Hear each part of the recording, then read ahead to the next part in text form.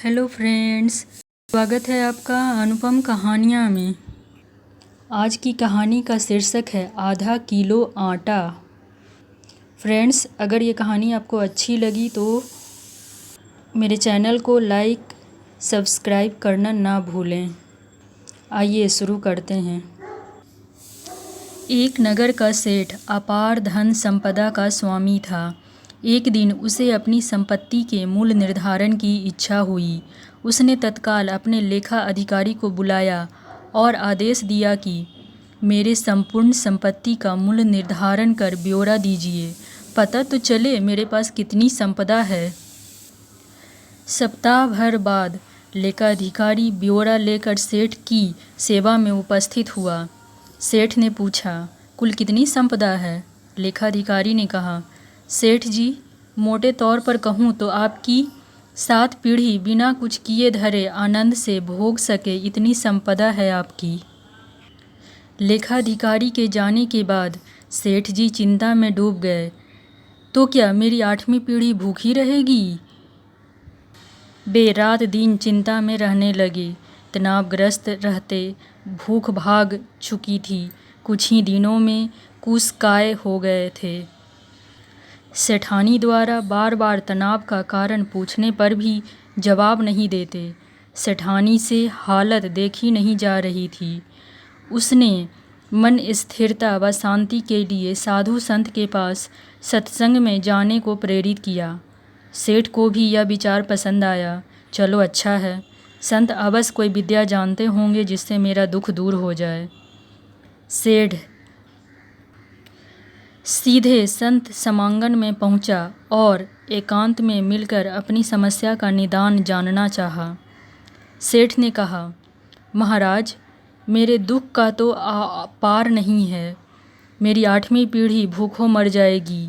मेरे पास मात्र इतनी संपत्ति है कि मात्र 7 पीढ़ी ही के लिए पर्याप्त है। कृपया कोई उपाय बताएं कि मेरे पास और संपत्ति आए और अगली पीढ़ी भूखी न मरे। आप जो भी बताएं, मैं अनुष्ठान विधि आदि करने को तैयार हूँ। संत ने समस्या समझी और बोले, इसका हल तो बड़ा आसान है। ध्यान से सुनो सेठ। बस्ती के अंतिम छोर पर एक बुढ़िया रहती है, एकदम कंगाल और विपन्न। उसके ना कोई कमाने वाला है और ना वह कुछ कमा पाने में समर्थ है। उसे मात्र आधा किलो आटा दान दे दो। अगर वह यह दान स्वीकार कर ले तो इतना पुण्य उपार्जित हो जाएगा कि तुम्हारी समस्त मनोकामना पूर्ण हो जाएगी। तुम्हें अवश्य अपना वांछित प्राप्त होगा। सेठ को बड़ा आसान उपाय मिल गया। उसे सब्र कहाँ था। घर पहुंचकर सेवक के साथ कुंटल भर आटा लेकर पहुंच गया बूढ़ी के झोपड़े पर। सेठ ने कहा, माता जी, मैं आपके लिए आटा लाया हूँ, इसे स्वीकार कीजिए। ने कहा, बेटा, आटा तो मेरे पास है, मुझे नहीं चाहिए। सेठ ने कहा, फिर भी रख लीजिए। बूढ़ी माँ ने कहा, क्या करूँगी रख के, मुझे आवश्यकता नहीं। सेठ ने कहा, अच्छा कोई बात नहीं, कुंटल नहीं तो यह आधा किलो रख लीजिए।